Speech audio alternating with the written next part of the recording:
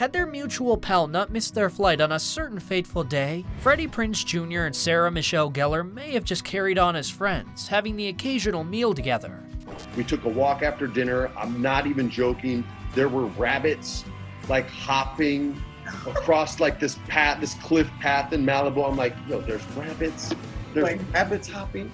And so then we smooched, and we've been smooching ever since. 2 decades, 2 kids, a $1 million bet, 1 Japanese restaurant, and plenty of beautiful moments.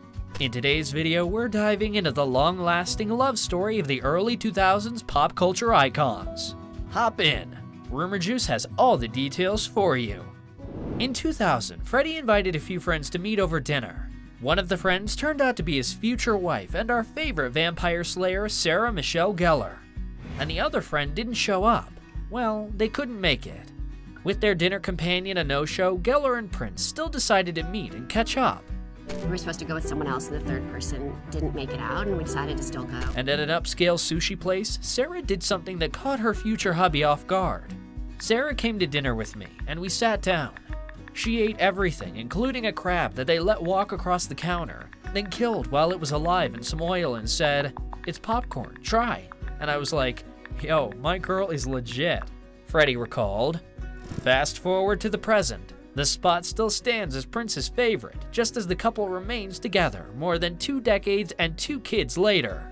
It's even more impressive when you consider Sarah and Freddie were real youngsters, just 22 and 23 the night their friendship suddenly became something more.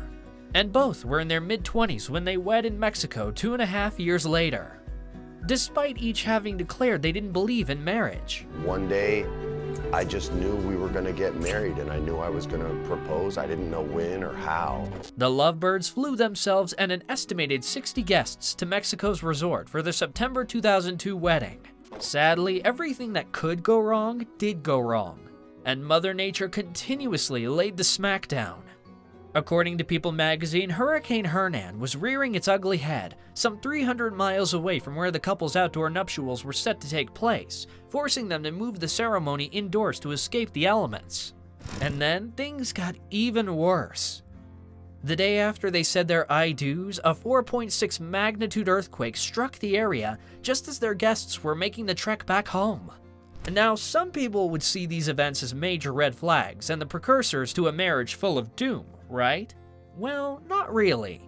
Friends and family all agreed that the weekend was the most incredible. They laughed, they danced, and shared in their love. Even the bride couldn't be fazed by Mother Nature's shenanigans.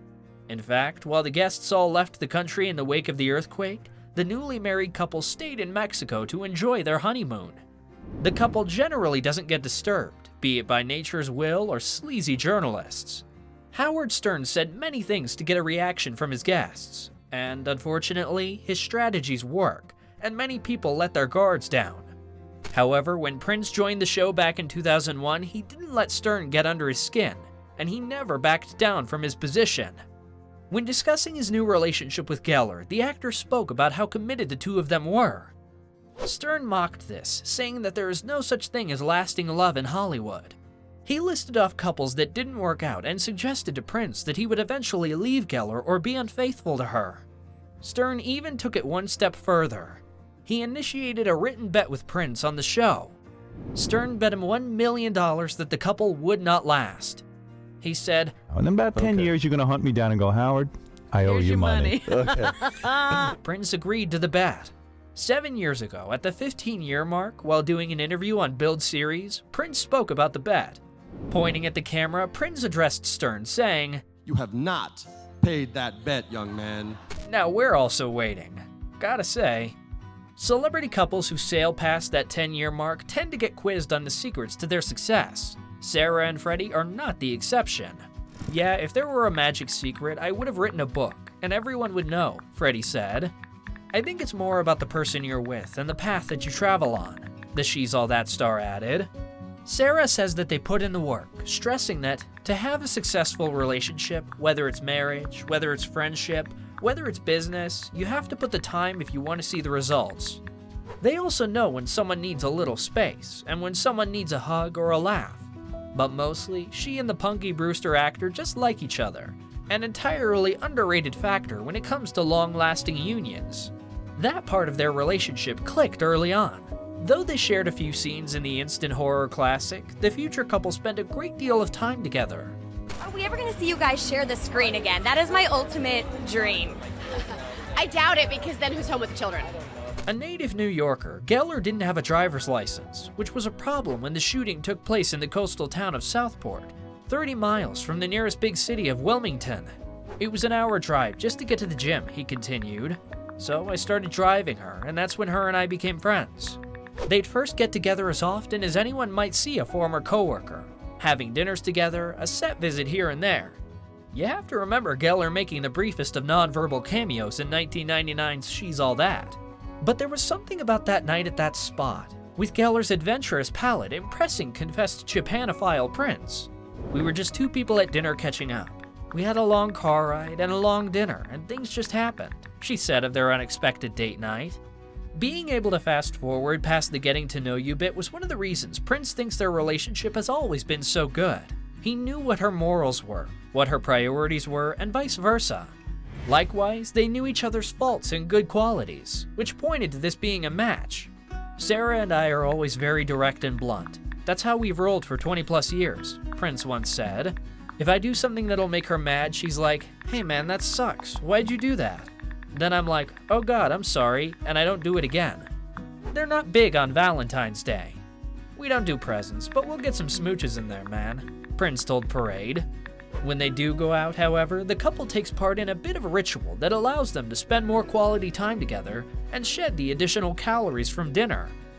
We get a little bit of cold sake and some sushi, and make sure we park far away from the restaurant so we can walk a bit after like we used to when we lived here in New York.